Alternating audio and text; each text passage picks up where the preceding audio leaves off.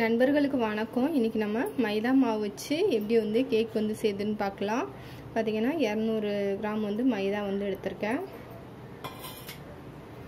வந்து அரை ஸ்பூன் வந்து பேக்கிங் சோடா வந்து எடுத்துக்கலாம்.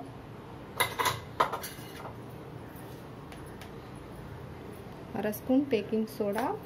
பேக்கிங் பவுடருக்கு பதிலாக நான் வந்து லெமன் வந்து லெமனோட சாறு வந்து அரை லெமனோட சாறு வந்து இது கூட வந்து சேர்த்துக்கலாம். இந்த விதையை எடுத்துட்டு சாறு மட்டும் சேர்த்துக்கோங்க.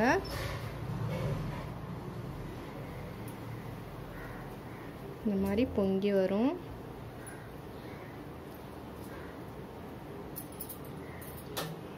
இப்போ இது கூட நான் வந்து சரிக்கு சரி வந்துட்டு சர்க்கரை வந்து எடுத்திருக்கேன். கம்மியாக வேணும்னா நீங்கள் வந்து கம்மியாக வந்து எடுத்துக்கலாம்.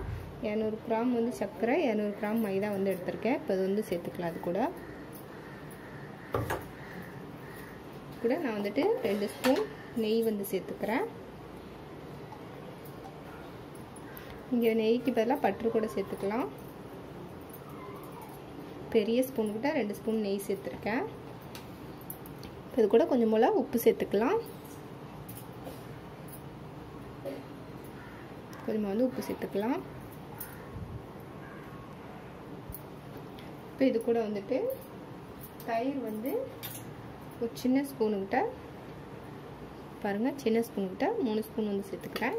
இதுக்கு பதிலாக நீங்கள் முட்டை கூட சேர்த்துக்கலாம். முட்டை பார்த்திங்கன்னா 2 முட்டை வந்து மிக்சியில் அடித்து வந்து சேர்த்துக்கலாம். நான் முட்டைக்கு பதிலாக தயிர் வச்சு சேர்த்துக்கிறேன். இது இப்போ நார்மலான ஆயில் கோல்டு வின்னர். இது வந்து ஒரு 2 ஸ்பூன், பெரிய ஸ்பூனுக்கிட்ட 2 ஸ்பூன் வந்து சேர்த்துக்கோங்க.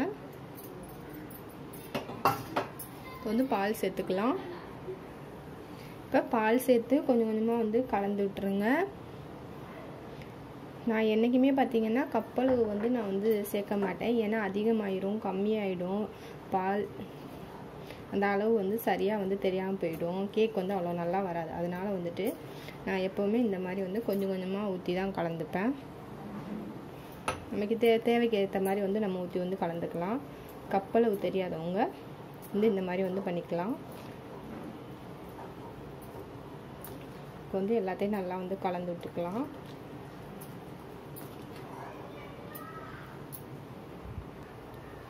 இப்போ இன்னொரு பாத்திரத்தில் கொஞ்சம் போல் வந்து எண்ணெய் தான் அப்ளை பண்ணியிருக்கேன். எண்ணெய்க்கு பதிலாக டால்ட்டா இல்லை நெய் கூட நீங்கள் வந்து தடவிக்கலாம். சுற்றி வந்து தடவிக்கங்க. மேலே வந்து கொஞ்சம் போல் வந்து மைதா போட்டு வச்சுருக்கேன். இப்போல்லாம் பட்டர் சீட்டு கூட வந்து வீட்டிலே ரெடி பண்ணி கூட போடலாம். அது எப்படி இப்போ ரெடி பண்ணேன்னா, ஒரு லாங் சைஸ் பேப்பர் எடுத்துக்கோங்க. அதில் எண்ணெய் அப்ளை பண்ணிட்டு அதை தொடச்சி எடுத்துருங்க. அவ்வளோதான், பட்டர் சீட் வந்து ரெடி ஆகிடும். இப்போ இதில் வந்துட்டு இதை வந்து ஊற்றிக்கலாம். பாருங்கள், இந்த மாதிரி பதத்துக்கு வந்து நம்ம வந்துட்டு கரைச்சி வச்சிடணும். எந்த ஒரு கட்டி இல்லாமல் வந்துட்டு இந்த மாதிரி வந்து பண்ணிக்கோங்க. வைக்கும்போது வந்து பார்த்திங்கன்னா நிறைய இந்த மாதிரி வந்து பாதி வந்து கேப் இருக்கணும். இப்போ பார்த்திங்கன்னா குக்கரில் வந்து தூள் உப்பு வந்து நான் வந்து போட்டு வச்சுருக்கேன். இது வந்து நல்லா ஹீட் ஆகட்டும். இங்கே தூள் உப்புக்கு பதிலாக மணல் கூட வந்து சேர்த்துக்கலாம்.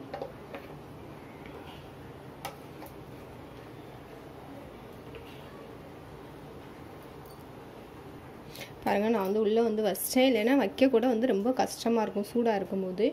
நீங்கள் வந்துட்டு ஃபஸ்ட்டே வந்து வச்சுட்டு வைங்க. மாவு வந்து கரைச்சி உள்ளே வச்சுட்டு அதுக்கப்புறம் 10 நிமிஷம் வந்து ஃபுல்லாக வச்சுக்கோங்க. நல்லா ஹீட் ஆனதுக்கப்புறம் வந்துட்டு மூடி வச்சிடலாம். நீங்கள் ஃபஸ்ட்டே குக்கரை ஹீட் பண்ணிவிட்டு வச்சிங்கன்னா உள்ளே வந்து வைக்க முடியாது, ரொம்ப கஷ்டமாக இருக்கும். இப்போ வந்துட்டு சும்மா நார்மலாக வந்துட்டு மூடி வச்சிடலாம். விசில் எதுவுமே போடல, சும்மா தான் வந்து மூடி வச்சுருக்கேன். பாருங்கள், சும்மா தான்.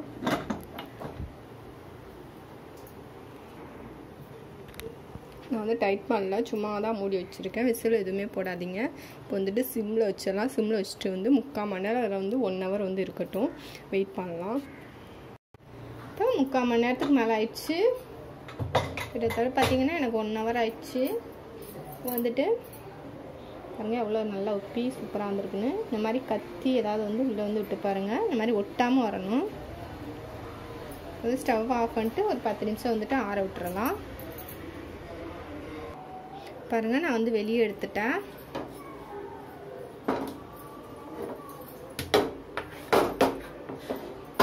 பாருங்கள் எவ்வளோ சூப்பராக வந்திருக்குன்னு. பார்த்திங்கன்னா நம்ம எண்ணெய் அந்த மாவு தான் இது பண்ணியிருந்தேன், சூடாக இருக்குது.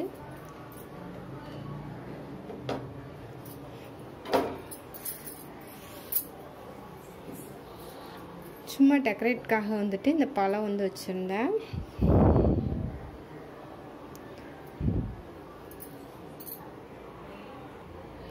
அவ்வளோதான். என்னோட இந்த பதிவு பிடிச்சிருந்ததுன்னா லைக் பண்ணுங்கள். இவ்வளோ நேரம் என்னோட பதிவு பார்த்தவங்களுக்கு ரொம்ப ரொம்ப நன்றி.